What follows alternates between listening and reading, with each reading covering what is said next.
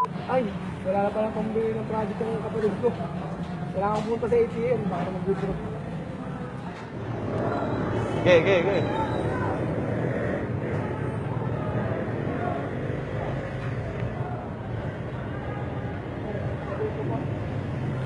Wala, ipagod ko pa. So, hindi lang mag-Michael. Hindi na Michael ako. Wala lang?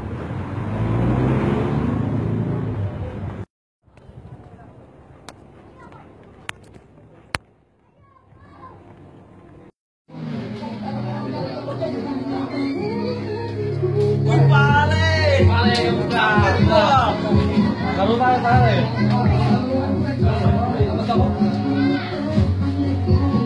Ano ba yan, pare? Kaya naman daw, may naisip pa siya. Ano bang problema? Naisip ko kanina kasi nag-withdraw ko sa ATM. May nilalaman lang yung wallet. Nakita ako, tapos kinuha yung dalawa. Anong ginawa mo? Well, hindi ko na sinabi kasi yung kumakita. Ngayon, iniisip ko siya, nagigilty ako. Nakakalungkot ko pa sinabi ko yung totoo. Kaya naman pala eh. Kaya pala ganyan eh. Yo, pare, tara tayo na lang maglaro. Tara. Una na kami pare. Sige, tol. Tayo na lang.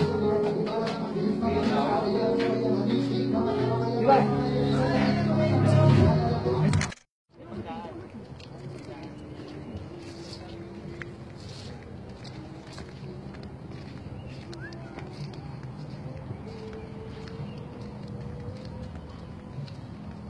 Ay, napagbibintangan. Hindi nga ako sa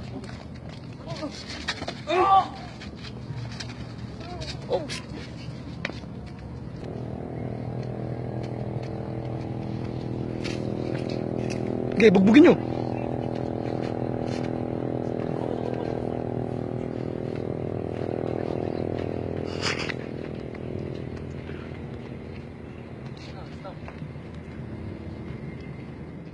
Para nabalita ko ba yung nangyari dun? Kawawa naman yung lalaki. Ano bang nangyari doon? Hinold up daw tapos pinatay pa. Uy, may nakakita ba? Meron daw, sabi-sabi, pero dapat di nilang pinatay. Kinuha niya yung mga gamit. Kung Oo, ano? Sana naman. kung yung nakakita, magsalita kung sino man yung nakakita yun. Kaya nga doon, lumabas na siya. Yung sino namatay.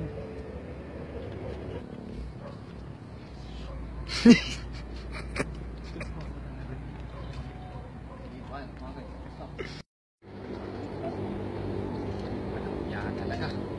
Dapat pala hindi ako gumawa.